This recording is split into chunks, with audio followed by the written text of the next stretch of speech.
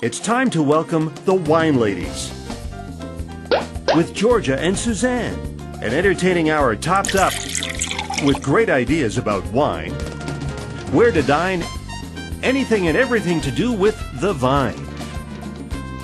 Great conversation, lots of laughter, guests from all walks of life, food and wine, music, art, sports, and much more, all on The Wine Ladies.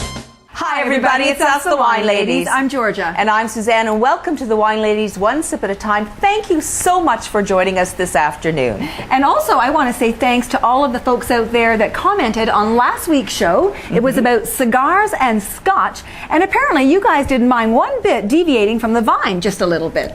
I also want to say, wow, what a great, fantastic, interesting, in a good way, show we have planned for you guys today. It's all about one incredible celebrity chef's unique inspiration to the creation of an incredible event and menu. Unbelievable. Now, when you talk about unique, what are the clues and the cues to this? Well, we're talking about luxury. We're talking about leather. We're talking about speed and gorgeous colors. Woo! What we're talking about is tomorrow night, Suzanne and I actually have been invited to a unique, again, dining experience. It's going to be taking place at the Kitchen Market at the St. Lawrence Market. Unbelievable location. And like we said, what sets this event apart from all the others is the inspiration to what's going to be going on that night. And the inspiration is a celebrity chef, the vibrant colors, the smooth curves, and the unexpected luxury of the Buick Verano. A gorgeous, gorgeous car. Did you say a car? Is that what the inspiration is all about? It is a car. Cooking and a car. All right. Well, who is going to bring this all to life is our guest this afternoon. We have an incredible chef here with us. He is one of the premier chefs across Canada. You know him from the Food Network. He's had the show The Main, unbelievable hit. He's also got a cookbook that goes by the same name, The Main. And he's also got another show that's out there now, Family Cook-Off, pitting two families against each other, vying for the golden fry pan. And that is none other than Anthony Sedlak. Anthony, welcome. Wine Ladies, how are you? We are awesome. How are you? I just to hold the phone here for a second. That was one heck of an intro. I'm all flustered, hot, bothered, and honestly, at this point, I don't know why I have to sit so far away from you. Maybe I could scooch well, move up on closer. over. No, just kidding. Well, welcome to Toronto. Thanks very much. Toronto? We're actually in Vancouver. I feel like we're dining like al fresco. You know, Yeah, right. Oh, waiter, some Cristal, please. Actually, speaking of dining al fresco, I think maybe why don't we start the show off with a little bit of a toast? Yep. We've actually brought in a wine from the Okanagan in honor of Anthony, because Anthony is from Vancouver, a true Vancouverist. I'm a I think you Vancouverist. call yourself. That's Or right, Vancouverite, I think you call them. All of the above. All All of the above. I'm Okay. born and bred. I'm West Coast for sure. People say when I come to Toronto, people actually say that I have like a bit of a surfer dude accent, but I don't really think I do. But, maybe No? not the accent, but you have that surfer, durfer, Yeah, you think? dude kind of something about you. Yeah, it's the tattoos. Yeah. Oh. I try to be a bit They all rock and mean roll. something, right? They all mean something. They're all either sailors, so hence the West Coast, Okay. or cowboys, or family oriented. I'm like, yeah, in my heart of hearts, I'm still a young kid. Cowboys and pirates and sailors and the whole bit. Does a young kid drink wine sometimes? Absolutely. Sign me He's up. a chef. He has to. Sign me up. Why don't I give you a sip? We've actually brought in a wonderful wine. It's a Pinot Blanc, a little Yep. bit of a departure from Chardonnay. Yep. Something a little bit different from Mission Hill, Family I've been Estate to Mission Hill Winery, yep. Incredible winery, isn't Incredible views, too. Yes, And a really unbelievable. unique climate there that contributes very much to the flavor profile of that Yeah. wine. Well, last year, Absolutely. George and I spent about 10 days in Vancouver. We were at the Playhouse Wine Festival. Yeah, cool. And then we went over to Vancouver Island, to Victoria and Cowichan Bay. We were Yeah, over beautiful. there. So we visited a bunch of wineries over there. And then we went to the Okanagan, Kelowna, Osoyoos. Oh my God, God's country. Yeah.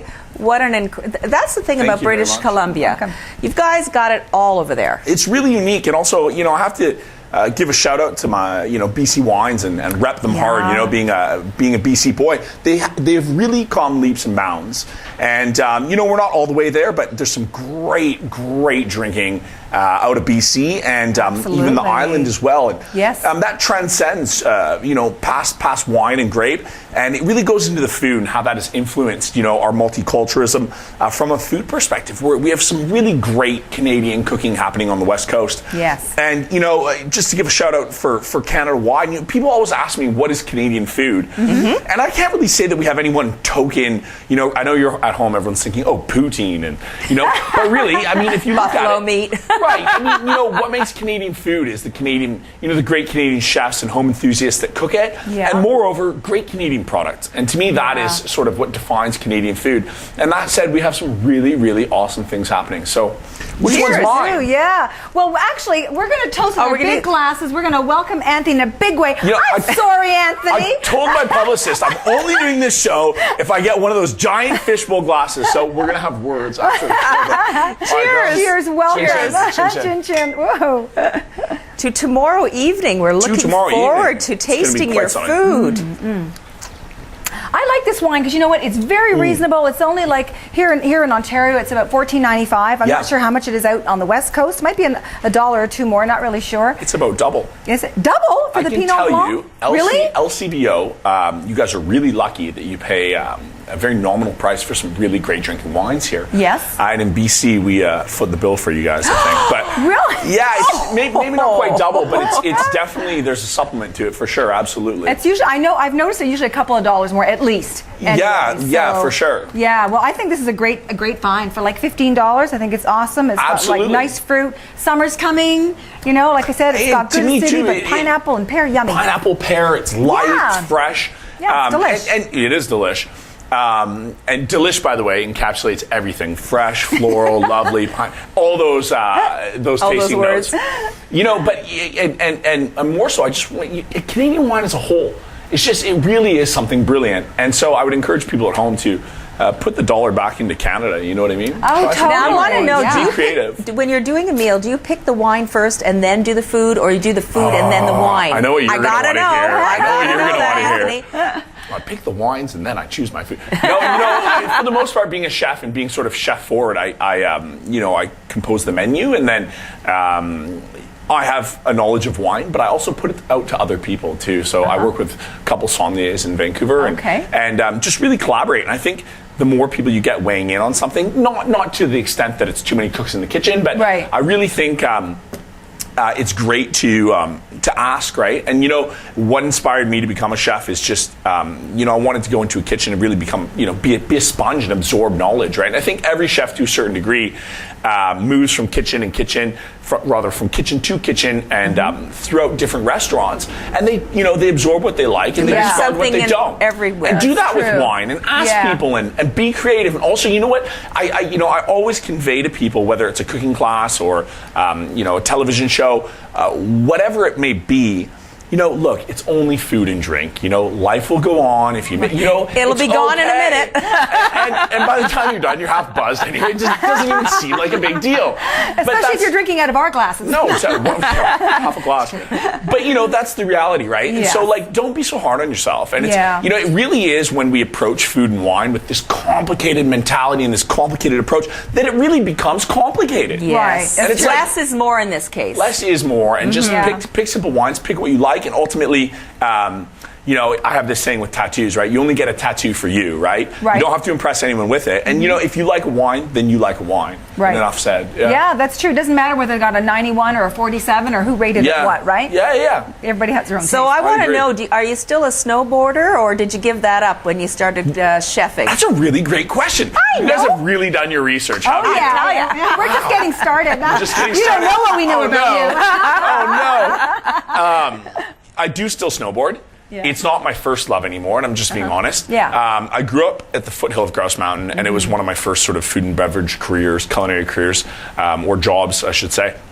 And I actually started at Grouse Mountain because it came with a free snowboard pass, right? That was the token, if you come work for us, you get, a free snowboard pass. And I ended up working for the company on and off for almost 10 years. Okay. And by the end of it, I was really close to Stuart and Della, the owners of the mountain. Really great people. And Stuart, knowing my story, and I really have quite an affection for both those individuals, but knowing my story, at the end of my career, we had a little get together as per, as you would do. And Stuart shook my hand. Gold watch. Or the gave me gold a lifetime snowboard pass. Oh, isn't that nice? And I thought it was one of the sweetest things, and it says VIP on it, and it's like, yeah, I'm quite proud to put it down and have it scanned to go up the mountain, right? And it's only myself and a handful of Olympians that have it. And it was a really special moment for me. So I started my culinary career up there, and I do still snowboard. What I've shifted on to doing is actually cross-country skiing. And I skate ski, which is sort of the newer version of cross-country skiing as opposed to traditional. And if you cross-country ski, you know exactly what I'm talking about. What is that? What does that mean? Skate skiing. So as opposed to being in the tracks and having your feet going forward and backwards, you're actually It's more of a skating motion. Oh, I know what you mean. It's much faster.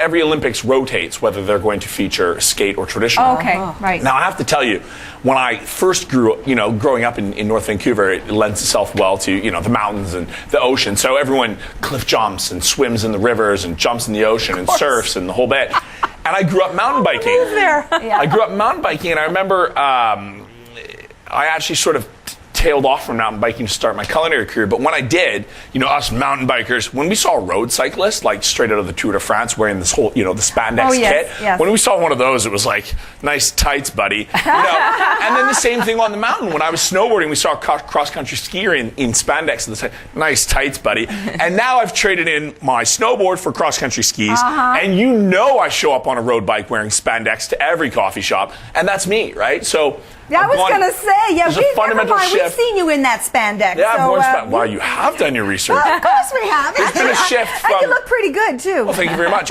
From being cool to being fit, and that's a big part of my life today. That's what I wanted to talk about a little bit, because I'm a bit challenged right now in that area. And Come off it. A little bit. I broke my ankle, so that's my excuse. So I put on 15 pounds. So we're working with a company to get rid of this excess weight. And I noticed that one of the things that they're telling us to do is to enjoy Greek yogurt. And I know yogurt is a big part of your culinary. Yeah, it is. Yeah, so I wanted to hear it from you. And what can I do with Greek yogurt to make it interesting? Yeah, well, because I'm eating it every day now. Well, yogurt was a fundamental part of my losing weight, and I for a long time I was just eating yogurt, Greek or otherwise, which is high in protein, low in fat. Yeah, that's what dried fruits for the energy. And then lots of vegetables and vegetables and a myriad of colors and protein. But what I can tell you is, I lost, just about 55 pounds total. Unbelievable. And I did the almost half of it in 5 weeks. What? Wow. Yeah, if you can believe that. I need to know what you did. So if you want to get this done by next week. Brass tacks, it went like this. It went like this. Tell me. So you cut out all juice. Yep. You cut out all pop. You drink water. Yep. The whole day, except for at breakfast, you're allowed a small handful of cereal and a splash of milk. Okay. After that, you're allowed 2 meals, three meals total, that being one. Lunch and dinner is vegetables and protein. Okay. You're allowed fruit to snack in between and throughout the day. Get your butt on the road for a 20-minute run or a 20-minute walk twice a day, once in the morning, once in the evening. Okay. The number one thing I would encourage people is to stop eating food at 7 p.m. It is when you go to sleep with a full stomach worth of dinner or whatever that your body turns, no matter whether it's, protein, carbs, sugar, it's all going to transfer to storage, which is, the short answer is fat. Okay. And I'm not a nutritionalist, so don't quote me verbatim. This is my experience. Yeah, and you lost 50 pounds in how long? Well, it was about 25 pounds in about 5 or 6 weeks, and then the remainder over the course of a month, or a month and a half maybe. Yeah. But I have to tell you, and you've kept it off. I've kept it off. Yeah. One of my very dear friends, Luke. He's Master Corporal, and Luke Sear, shout out. He was based in Petawawa, but did a few tours in Afghanistan. Yeah. And I said to Luke, Luke, can you help me get in shape? And he said, yes. But it was like the token military response. Yeah, but you got to do it, whatever I say. And, it was kind of things like, I'm doing pull-ups or push-ups or whatever. And Luke's like, does that hurt? And I'd be like, yeah, Luke. And he's like, wrong answer. That kind of stuff, right? But anyways, my love of food has transcended into so many things. And what I'm most grateful for is the fact that I've had the luxury to sort of and if you're a chef, you would appreciate this, unchain yourself from the stove, really, because that is your baby and your restaurant is your baby, and I have those things. But through the avenues of Food Network and meeting great people like you, I've had the opportunity to align myself with things that I really believe in. And this project, tomorrow, we have quite the dinner, girls. Yes, so do. I know. So I'm probably not going Yeah. to be staying on program tomorrow. What time are Wow. we eating at? It's not before Everything's 7 balanced. p.m., I don't think. No. It's just that it's just after dinner. It's around 6. But tomorrow I hooked up with GM and Buick, and Yes. Yeah. they asked me, hey, would you ever be interested in doing this dinner? And I said, are you kidding me? Like, I'm so into that. And basically the premise of this dinner is that they gave me this like really kick butt car, the Buick Verano, and right out of the gates, I was telling the woman at Buick that I was talking to, navigating sort of all the details. How are we going to pull off this dinner? I said, I'm going to cut you off. And I said to her, when I was little, I remember my dad had a Buick. And that was like, for me, it was like almost an element of pride in my childhood, like showing up to school in this beautiful, Buick. And it was super cush and the plush leather. Right. Like, I don't know how old I was at the time, but it had like a motorized seat. And to me, like, Woo. my dad used to quit touching the seat because I would just, like, it was like a toy, right? And I remember just feeling how cool I felt and how encapsulated in luxury I felt by being in that vehicle. And so I said to them right there, I have a nostalgic attachment to this, to the Buick brand and what it represents. But then when they handed over this car, and I don't know who ever decided to give me a car like off the cuff, because you don't know me well enough. Anyways, I said, yeah, I'll take your Verano. What's the top speed? And is that faster than a police cruiser or not? Very important question. Right? And so they gave me this car, and all those memories that I had conjured, they all came back, really. Yeah. And between the IntelliLink, very technologically advanced system that's in the vehicle, the sound system, to the leather that's in it. But also, what I resonated with, it's all those things that I have come to expect from Buick and the familiarity. But then there was this road presence, this pep, this speed, this handling, and it was like Buick with a huge injection of young. It's very sporty, isn't it? Yeah, we had the car for a week as well. It's rock and roll. Yeah, I know my great, son, yeah. who's 21, said, "Mom, we got to keep this Yeah. car." Yeah. And we're in the market for a new car. Yeah. So maybe. Yeah. we So might I was consider it. sitting in the how do you call it, showroom. I was sitting in the showroom, and the salesperson's there, and they were actually bringing up my test car, like the media car, I guess they call it, the test car, up from underneath, and I said, like, wow, this heck of a car, and I read the ticket price, and I said, what is it fully loaded? The ticket, what's the ticket price on it? He said, no, that is fully loaded. I said, come off it. You can't be serious. That is a lot of leather and the whole bit. And they've really blown out the mold for any, car, and you can look online at that price point what you get. It's in like terms of $25,000 or something? Is that right? $35K topped out. Yeah, is it with topped everything? out? Yeah, Okay. but it's just like when you compare it to vehicles in that margin, there's no questions asked. It's the best vehicle with the most to offer. I don't care how much. To be frank with you, like. Me, I'm a young guy, whatever, I got tattoos, I try to be cooler than I am, we all know that. But the fact of the matter is, I'm not going to get in a vehicle unless a vehicle is supposed to evoke a feeling of, it's supposed to make you feel brilliant in it, whether that's feeling cool or beautiful or, sporty or smart or, environmentally, forward thinking. Yeah. And this vehicle does all of that for me, except for the pretty. My son, who's 21, loved it. So there you go. Yeah. He's a young man. Right. You know what I'm saying? Yeah, and it was fast. totally. And I'm all about. I liked it was quiet. It was so quiet. I don't hear anything anyways because I'm like the token cliche white guy at the red stop, at the red light with my. I have my music jacked. Oh, okay. So, yeah. And yes, girls, I know the loud bass isn't, it's not winning you over. I get it. You're thinking, look at that wanker. He's not half as cool as he thinks he is. But I don't care. I'm doing it for me. And that vehicle really brought out some really great feelings. Yeah, it was awesome. Yeah. I thought it was great. My son too. He's 20. Yeah. And when he saw the car in the driveway, he's there. What is that? He goes, yeah, Mom! It's a Buick. He goes, that's a Buick? Yeah. And this is a young kid, so his image wasn't that. And then when he got in and he saw it, he thought, Mom, this really rocks. What a fantastic car. And that was another generation. But then sort of comes the second challenge is, the idea is, okay, so I'm like, yes, great, awesome. I'm totally into this dinner. And then they're like, okay, well, let the vehicle inspire you. And I was like, well, vehicle, well, they gave me a red one. I don't know, raspberry shit, things that are red, Yeah. But really, are we going to get a few clues for tomorrow's dinner? I don't. Oh, come on. Girls, come Well, on, by I the don't time know. this airs, we'll have eaten. Depends So how much there's no wine you pour. danger. You can get We this. promise we won't tell Is this anybody wine else. or truth serum? Who really knows, right? Okay, just give us a little hint of what to Yeah, I expect. can tell you. You know, like I didn't use the color of the vehicle per se. I didn't use, associate the vehicle to particular ingredients. Okay. I used the vehicle to inspire feelings. Feelings. As it did when I drove it, and these feelings and these thoughts and this tone that I got from the vehicle is where I built my menu from. And I Okay. think when we talk about food can be very clinical and cut and dry. Yeah. And I think when you cook like that, it resonates to the person eating it, and it's very apparent on the plate that there's no love in this. And you can make a recipe the same way. Tactically, the exact same way twice.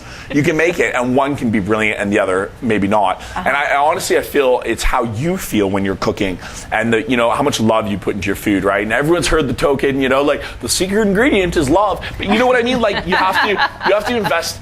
Call it love, call it passion, call it inspiration. I thought it was butter. Oh! So that's what your husband uses. Yeah, no, Paula Dean. And No, I got your girl butter, here. Butter and salt. Yeah, totally, right? Those are his secret ingredients. In defense of salt, I can tell you like the fundamental difference between home cooking per se, Yes. and restaurant cooking is the use of seasoning. I'm not going to say it has to be salt, but the use of seasoning and the use of oils and fats. And it doesn't mean food has to be unhealthy, but So you don't like using oil? Like we use a lot of olive oil. I'll be truthful. Like yeah. Well, I can tell you actually, I use olive oil to shave. really? Yeah, absolutely. And if you actually really get down to brass tacks, you want to hear a funny story? Okay. Are you putting us on right now? Or No, I'm not. Oh, okay. I lived in England for 2 years, and I was chefing at a 2 Michelin star restaurant, okay? Yes. Congrats. Absolutely true. Thank you. Yeah, and I went in as very entry level, and I left as the junior sous chef, which here sounds like, oh, junior sous chef. There, it's a big deal. It's a big deal. Okay. Yeah. It's a Anyways, big junior. Okay. I start dating this girl, Becky Toyne, who lives in Toronto, and I hope she sees this. She's a publisher, an editor. Oh, goodness. Anyways, so one day I was in Becky's house, and it was one of the first times I'd gone to her house. We just started dating. I'm totally into this girl. She's got this posh English accent, and the voluptuous flowing blonde hair like both you girls have. Count it. Anyways, I said, Becky, can I use your washroom? And she said, I'm not going to do my accent, but she said, whatever. She said, yes, you can use my washroom. Okay. You're going to laugh at my accent if I did it. It's just down the hall and to the left. So I go down there, and naturally, when you're in someone's home, you look have a in the roof through their medicine cupboards. cabinet. Yeah, what kind of medications, what kind of crazy pills am I getting into here, right? Oh, dear. Anyways, I find this just beside the shower, a clasp of sea salt and olive oil. And I'm a chef, I'm a young chef. Food is the world to me at this time, and I'm just overwhelmed and consumed. And I'm thinking to myself, well, this is it. This is the girl. I've met her. This is the one. And, I'm clambering up against the walls and walking down the hallway. Becky, I got to talk to you. And I said, Becky, you have olive oil and salt in your washroom. What's that about? And she said, and then all of a sudden it was, there's a halo around her head. And it's just like this white light moment. Well, I take the salt and the olive oil and what do you girls call it? Exfoliate. Scrub. Exfoliate. I can never say the word.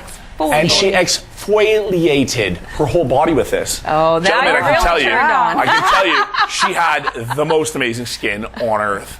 And just right at that moment, as I said that, told that story, I've gotten like 50, 100 guys are totally into cooking right now. Yeah. They're like, babe, let's get some olive oil and salt and cook. It's a very sexy thing. But anyways, Man, olive oil is a cook. brilliant product, and to answer your question, the short answer is olive oil is not the enemy. Okay, salt is not the enemy, Right. nor is butter. The enemy comes in Quantity. corn syrup. It comes in, big brand soda. I don't want to shoot myself in the foot either, but I think you all know the enemy comes in packages. Okay, Yeah, I know Doesn't you're very organic. It doesn't come squeezed off trees or washed up by the sea. By the seashore. Yeah. If you know what I mean. Yeah. And I know you're very much also into organic and from the ground and all of that. Totally, sort of- and I lend myself to a lot of charities. They're all, youth oriented, and What's that At Its Best one? What is that one? Yeah, At all Its Best about? it's a children's school-based program that facilitates, kids eating whole meals and supporting those school programs that allow kids that can't maybe bring lunch to school to eat a solid meal, right? Nice. But I'm just kids are really close to my heart. And youth programs are. I feel like for us older people, like the ship sailed.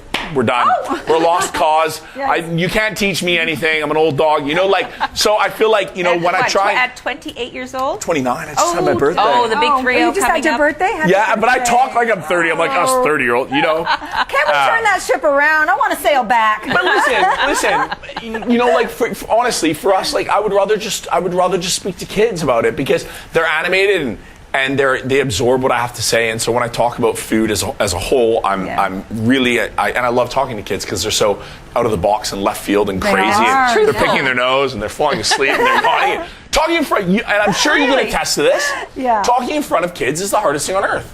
Yeah, to keep their attention? Yeah, Yeah. definitely. Yeah, it's true, yeah. So tell us about your cookbook, your award-winning My cookbook. I Yes. signed this cookbook for you. Can we get a close-up of the shot? They'll edit it later. Look, yeah, edit it later. Look, okay, we have We'll take a best picture. wishes, happy cooking always. P.S. I love wine. I love ladies. Let's get drunk and make out. Whoa! Huh? But did No, you say it's just to the kidding. wine ladies? Yeah, it says I love wine. I love I'm ladies. taking a This is picture you. of that and putting it on Facebook. Anyways, it's for you. I thought you were saying, I'm going to bring that home. Can I put that in my bedroom? I want to see if that's what But you now I really think you said maybe we're Let's do a contest, yeah, Oh, to I'm give all away about one that. of these great books. He did write that. I bring you guys a nice cookbook and you're just gonna give it away, huh? No, we're No, going to get an extra we're one. gonna All right, an that's extra cool. one. Yeah, we'll So- hook you up tomorrow. That Okay, would so be what great. Tomorrow can at we the do? dinner. What can Okay. we do as a Facebook and Twitter contest? What would be fun? Well, what about what Natalie had a good idea, I thought, and that was what was the name of the car that was the inspiration behind Anthony Sedlak doing this incredible dinner tomorrow night? What kind of car is it? I was gonna say who's the best looking chef in the world, but we can go with yours. we can go with that too if you like. Everyone's like Gordon Ramsay, Ramsay, Charlie Trotter. No, it's not Anthony. Yeah, I'm with you. Let's Okay. do that. All right. The All right. vehicle that inspired the menu, tomorrow's menu. Right. We're doing Okay. 3 courses, Yeah. 2 hors d'oeuvres plus 3 courses. So about 5 courses, you know, Wow. well, not 5 courses, but 5 tastes all Okay. in. Oh, looking forward to And that. the menu too is you can think to sort of like tip my hat to it. You can think of familiar flavors, Okay. cutting edge, you know, sort of artistic presentation, and a happy sort of shift between fall flavors. So there's a couple of fall flavors moving into some quintessentially spring ingredients. Oh, okay. Like what would be like one or two of the most? Quintessentially, Yeah. What spring ingredient? Like English, What are you looking at? sweet English shelling peas. Oh, really? I wouldn't think of that first. Fall ingredient, a roasted butternut squash and brown butter puree with white truffle oil. Ooh, that sounds good. That's on for tomorrow? The marriage. May or may not be. Oh, I can't confirm or thanks a lot, deny. Anthony. I was getting It's cool. It's salivating cool. here. It's neat, That actually. sounds great. I think the experience as a whole, just to finish with this, is you know, the idea of letting a vehicle inspire food. Yeah. You know, I think everything that we experience in life, when it becomes either something of necessity, like a vehicle and food are, but also something of passion, like driving and eating are.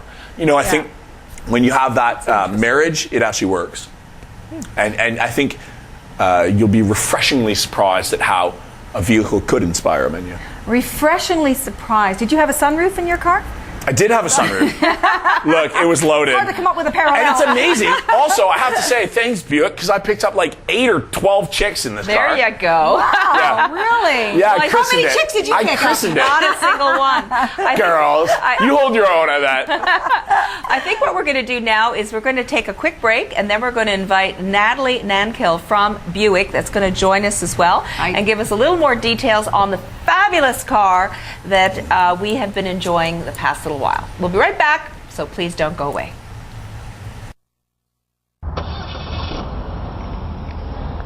And with that, ladies and gentlemen, my car is warming up in anticipation of my arrival. This is the new Buick Verano. And I think what's exciting about this car is that, yeah, it looks cool. Yeah, it's a Buick. Yeah, it's a place that Buick has never really played before as far as the segment goes. It's a beautiful car. It drives great. It looks great. But more importantly, again, it brings you those features that you look for, that you expect from a much more expensive car. So again, I've turned the car on. It's warming up inside. If I was, let's say, a mile away from the car and it's parked somewhere else, I could use my iPhone to do the same thing. So enough about this. It's cold outside. Let's get inside and get warm.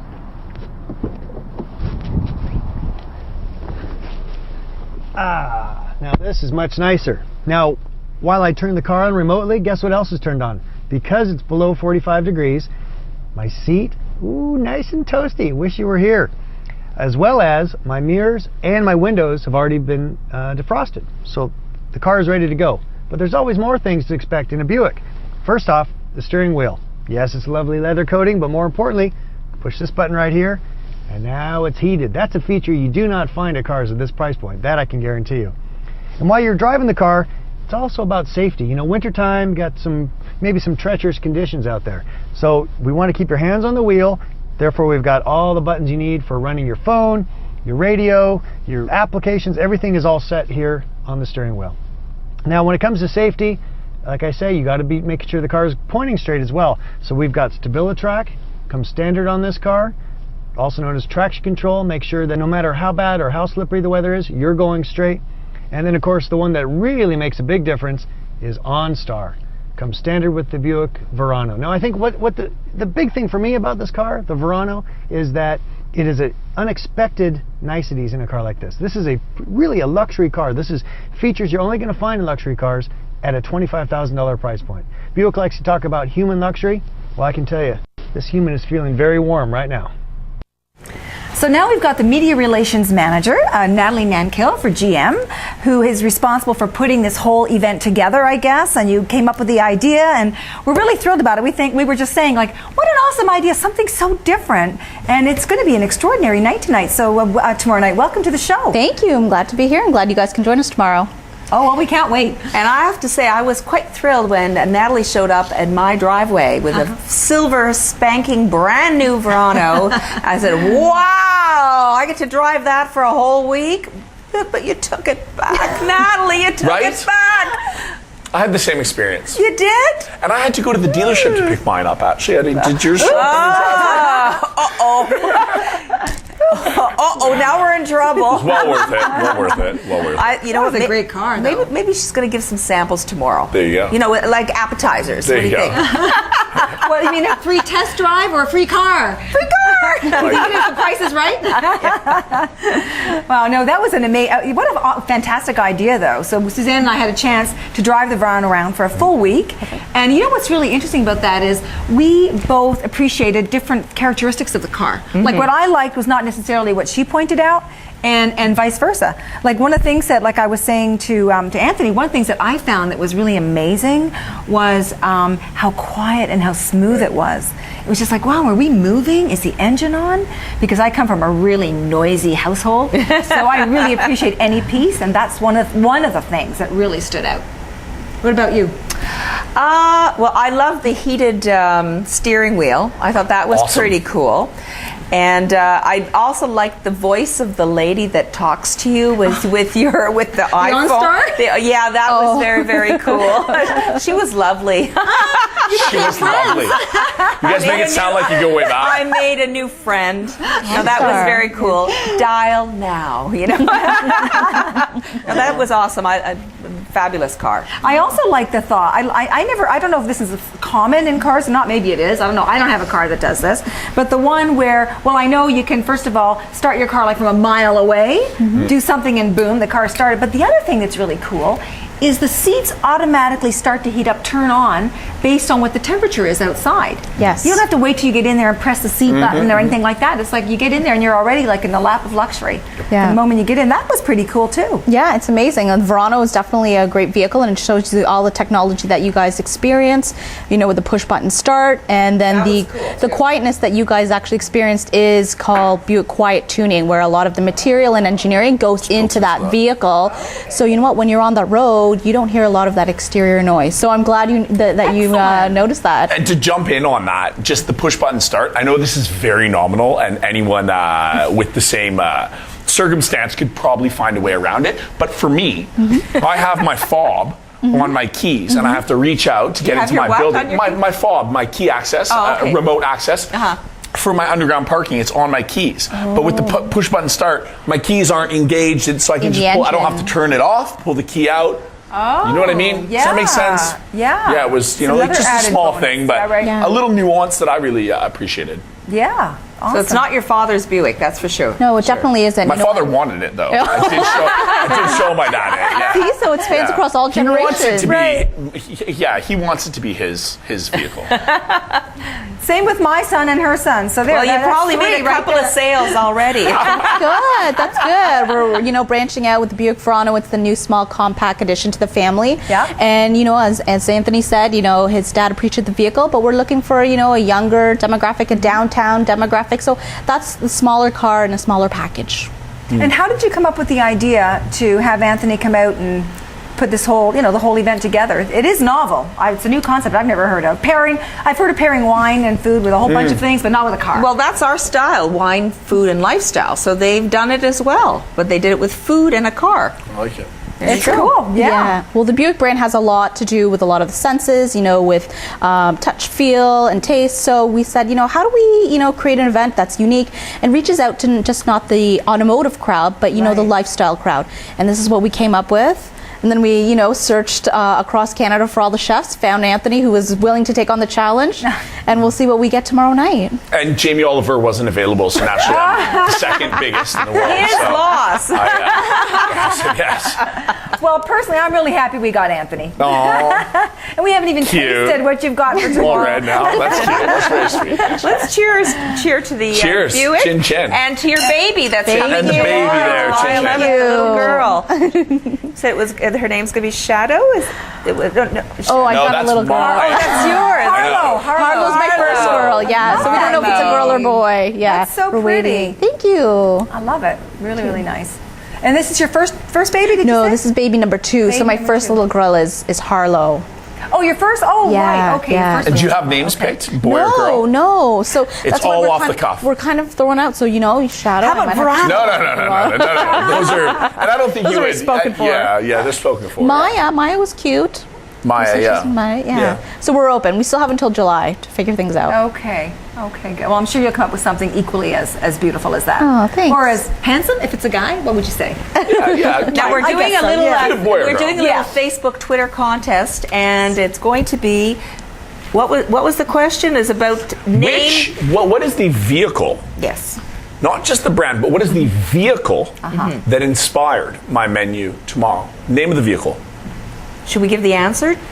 Oh, come on, really? What kind of giveaway is this? We want to make it easy for people. We've only said it about 100 Really? times, so. It's actually in the back here too. The background. It's true. Oh, that's Oh true. boy. That's kind of obvious. All right. Well, we're looking forward to tomorrow night. We want to thank you so much for both of you coming in Thank this you. afternoon. It was a thrill to meet you, Anthony. Pleasure to meet And I posted a beautiful picture of you actually on my Facebook. Is there any other type? That's 2 for me. That's 2. It's been great. It's Thank a you. fantastic opportunity. I mean, Thanks. great, awesome to meet you, and we really look forward to tomorrow night. Thank you. And all the great food you're going to make for us. And Natalie, thank you so much for coming in, providing us with the fabulous ride No for the problem. week, and coming up with this really cool concept. No problem. Looking forward to it tomorrow. All right, ladies. Thank you both. Cheers again. Cheers.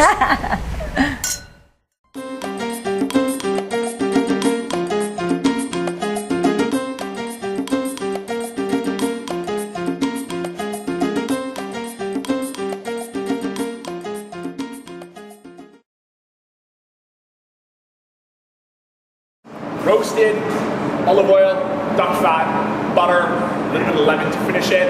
Jay's working hard behind us. A roasted butternut squash puree, a frothed English shelling pea foam, and a small crisp of maple glazed bacon. I wanted to do something that is familiar in flavors, as is my experience in the car. I wanted to do something that is lush, as is the puree on the dish.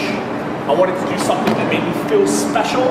There's this idea between white things that are pure ivory, untouched, virgin in French cuisine, that we don't taint them with specks of black pepper. Then we season seafood with white pepper. Purees are sometimes overlooked, and especially in the North American market, it's kind of a happy marriage between like a nice, lush, beautiful sauce and the vegetable. Finally, our English shell and pea broth. So there was this huge sort of trend between froths and foams in cuisine. And I do think they have their place. And in this case, our English shell and pea broth is made with Danish sauce, cream, Are you getting all this? I got it. Okay, because you're producing it. Okay. Homogenized milk. Sweet English Shelly peas, by the way, they've just come into season. I'll take that large spoon, Jeff.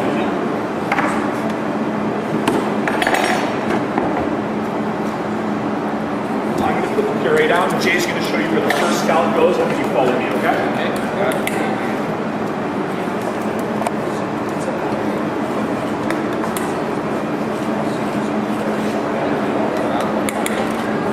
You're more comfortable with this color up? Yep, color up. No drips, no drips. No drips. Good man. Color up. Uh-oh. Evan, looking good. All right. Yeah, everybody, regular Charlie Chatter in the kitchen here. There you go. Servers. However they fall is fine. Okay. Panna being cream and cotta being cooked. This particular version is made with no sugar, so it has a Greek mountain honey where the bees are pollinating clover, rosemary, and orange blossom. And vanilla bean, the Greek yogurt, some cream, and a little bit of buttermilk. It's quite light. And it's actually cut with some acidity from a peach, apricot, and kumquat compote. A touch of fleur de sel, or rather molded salt, I should say, a flake salt, which is quite crunchy.